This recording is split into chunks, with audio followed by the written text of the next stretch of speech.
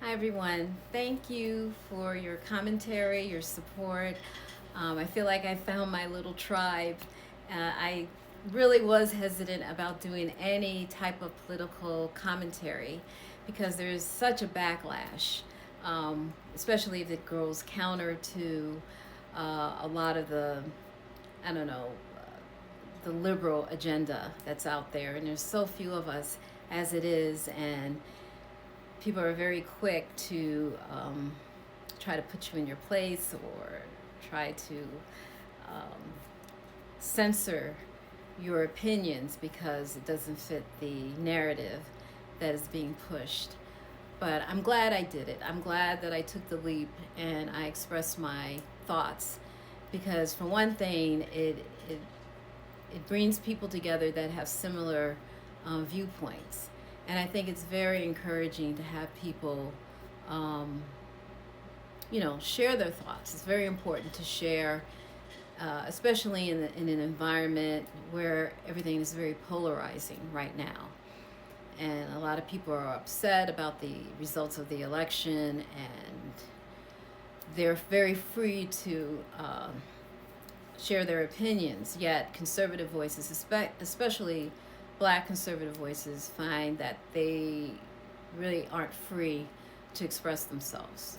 People are very quick to try to keep you quiet or shut you down.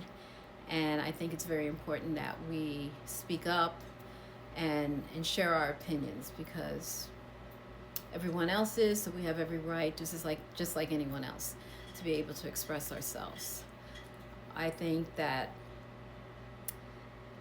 more so important now than ever to be able to share our thoughts because in particular with black voices, the narrative has been that, all black culture votes a certain way, we behave a certain way, we have to look a certain way, we have to think a certain way. And if you step out of that box, there's always somebody there to try to tribal shame you and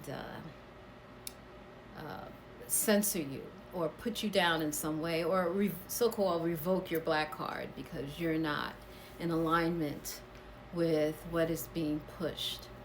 And I think that's why the Democratic Party has been very successful in exploiting the black vote. They'll pick their little cronies and their representatives to keep other black people in line.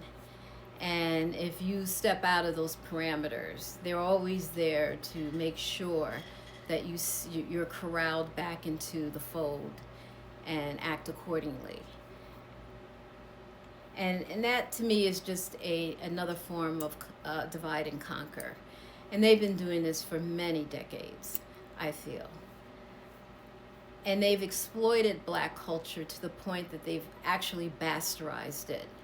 And what I mean by that is, well, look how they treat us every election cycle. When they come to court our vote, it's never very, it's, the way they try to court us is not with tangible and substantive arguments or solutions that would actually help us economically, socially. It's always performative. For instance, during the Kamala Harris rallies, she never offered anything tangible or substantive. Her way of courting the black vote was basically to hire a bunch of performers, rappers, singers, and have them shake their ass in our faces. And I found that so disgraceful and so disrespectful because it made it seem as our vote is so cheap. It comes on the cheap that they don't even have to put anything real and substantive on the table. All they have to do is hire a bunch of R&B artists and rappers to shake their asses in our faces. All they offer are politically illiterate people to talk about politics with us. Nothing serious, nothing very tangible that is actually going to uplift us in any real way. And this is how they see us. They appeal to the most debased part of our culture as opposed to where you're in a healthier ecosystem where most demographics and most races of people want to identify the higher level of their better selves, whereas in the Black community it seems to be the reverse. And I think the Democratic Party knows this. I think they're acutely aware of this, and they've exploited that to their advantage. And there's only a small percentage of Black people who are willing to resist this, where the majority of the collective seems to be seduced by what the Democratic Party offers, which is very little, really nothing, as far as us growing and improving and achieving anything, any sovereignty of economic sovereignty and excellence in any real way. And that's shown through our communities. Our predominantly Black, democratically run communities are suffering because of this. And it's really difficult to break the spell, because there's so many of us who only see this for what it is, and the vast majority don't. And they're very quick to put the act right on you and make you, fall back in line, which is now more important to voice your opinions and form some kind of opposition to this, because it's very strategic, I believe. This has been going on for many decades. And unless we have more voices speaking out and confronting this, and at least providing an alternate perspective on the politics of Black culture and how it's being exploited, this will continue to happen with every election cycle, whether it's local, state, or on the federal level.